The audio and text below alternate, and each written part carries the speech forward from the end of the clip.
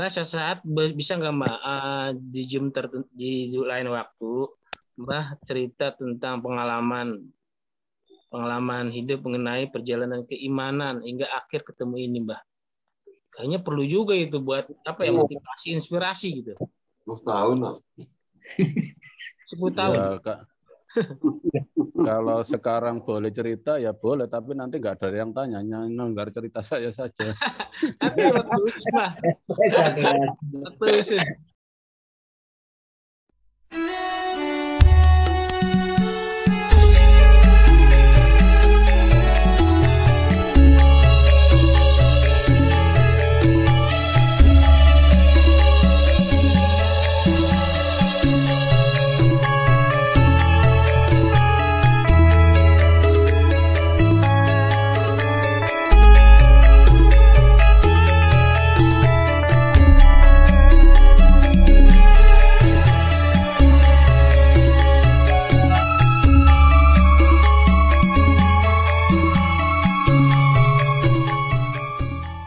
Fase-fase itu sudah saya lewati semua, Pak.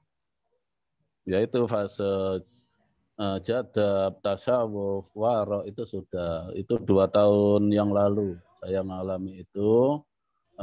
Saya dikasih Allah dulu ilmunya, setelah dapat ilmunya, misalnya mendapatkan Tauhid Sunan Kalijogo, kemasukan seluruh ayat Quran masuk ke jasad saya, tapi setelah itu baru saya digodok, kalau bahasa Jawa, kawah condro di muka, digodok oleh Gusti luar. Ya luar biasa sakitnya. Karena ya singkat aja, waktu itu kalau di hati saya masih ada manusia, masih ada nggak terima, ya nyata seperti ditusuk tombak sebesar lengan saya, panjangnya segini tembus ke dada, sakitnya luar biasa.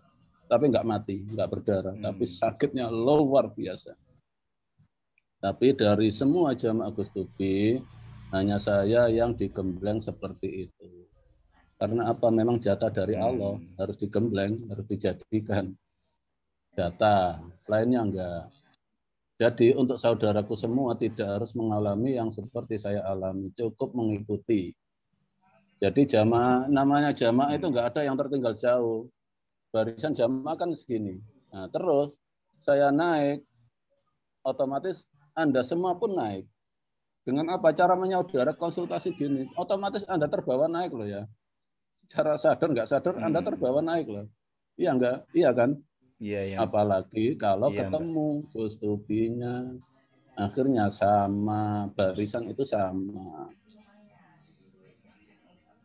Udah ada niat bahasana, Mbak. Iya, cukup diwakili ya. Kebetulan Allah mentakdir saya yang mewakili saudara dunia akhirat semua. Itu aja.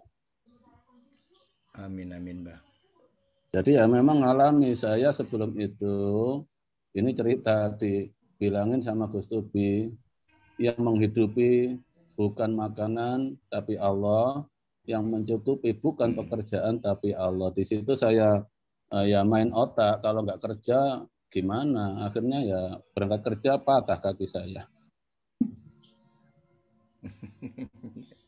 Tapi itu untuk saya loh ya, untuk saya, bukan untuk yang lain.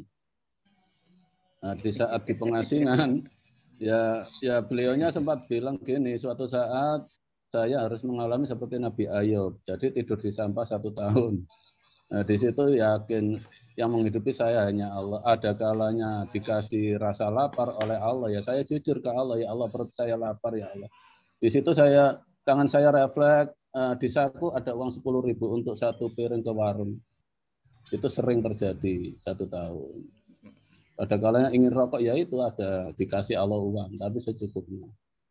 Itu demi Allah memang ngalami, tapi Allah. Jadi saya nggak pernah bersandar ke manusia. Sandaran saya hanya Allah. Itu dalam proses penggodokan. Secara singkat ceritanya gitu. Bila mana saya nggak terima, langsung ditusuk dari belakang. Ya sebesar lengan saya ini, ujungnya terasa sangat tajam. Masuk sampai ke dada. Sakitnya luar biasa. Tapi nggak mati. Asik itu perjalanan, sangat menikmati saya perjalanan itu. Dan sebelum saya di YouTube, saya dibuang di gunung, Bojonegoro namanya Gunung Gedek, perbatasan dengan hutan Saradan. Kalau nggak salah antara 4 bulan 6 bulan, saya lupa. Setelah itu sudah nggak ada keakuan, sudah layak dipercaya, baru saya disuruh turun gunung, nggak ada 1 minggu tampil di YouTube. Itu pun tanpa rencana. Itu cerita singkatnya. Mbah udah berapa tahun Mbah ikut Gus Tubi? 2 tahun, ya 3 tahunan lah. Akhir 2018. Akhir 2018. Ya ibarat jadi ya, proses saya ibarat orang hamil 2 bulan dipaksa hamil ya, berdarah-darah itu. Dipaksa harus jadi. Dipaksa harus jadi. Saya sangat kenal Gus Tubi. Ya. Dia sangat sayang saya dengan iman saya. Jadi ya kalau istilahnya mana rasa sayang, mana rasa kasihan. Kalau Gus Tubi menempati kasihan, yakin saya nggak jadi. Berhubung menempati rasa sayang, kalau saya nggak disayang, hanya dikasihani, hancur iman saya, neraka saya. Gitu. Jadi ada beda antara sayang dan kasihan. Kalau kasihan ya nggak tega. Yang malam kalau hujan ya kehujanan malam hari, itu hal biasa. Recording in progress. Ini kan saya ceritakan untuk saudara-saudara aja. Wah itu penting Mbah. Kan saya bilang buat inspirasi dan motivasi. Itu penting Mbah. Tapi Anda sekarang ini tinggal halusnya, nggak ada, udah nggak ada pendidikan seperti itu, nggak ada. Itu hanya saya aja, ya, nggak ada. Di situ memang setelah itu saya dapat gambaran dari Allah, petunjuk bahwasanya Gus Tubi itu rangkanya, saya pedangnya, makanya saya bagian lepas kemana-mana. Gus Tubi sandal kanan, saya sandal kirinya.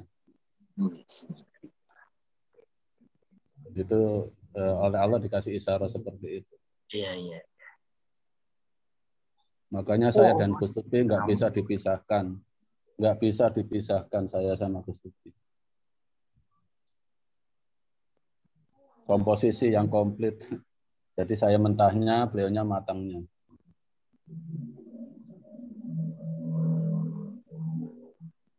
Ui.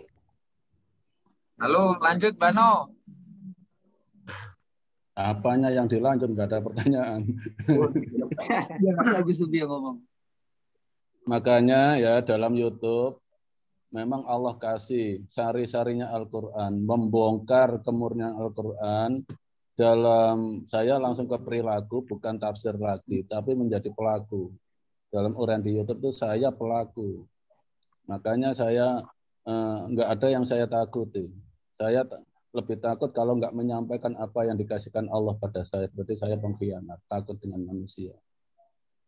Hidup saya, mati saya haknya Allah. Saya nggak takut mati. Makanya banyak yang lain dari tafsir-tafsir yang ada. Ya, karena saya oleh Allah ya seperti itu tadi mengalami 30 juz masuk ke dalam jasad saya. Di situ ceritanya saya oleh Gus Tubi diperintah untuk mencari sarinya Al-Quran. Di situ saya urut mulai dari Al-Quran tersurat. Demi Allah, kepala saya langsung ada yang mukul. Seperti martel besar, sakitnya luar biasa, roboh saya. Saya urut lagi ke tersirat, pukul lagi, masih ilmu. Pukul lagi, roboh lagi. Dan waktu itu teman-teman yang ada di samping saya pun ikut nggak kuat, lari semua. Kepalanya ikut sakit.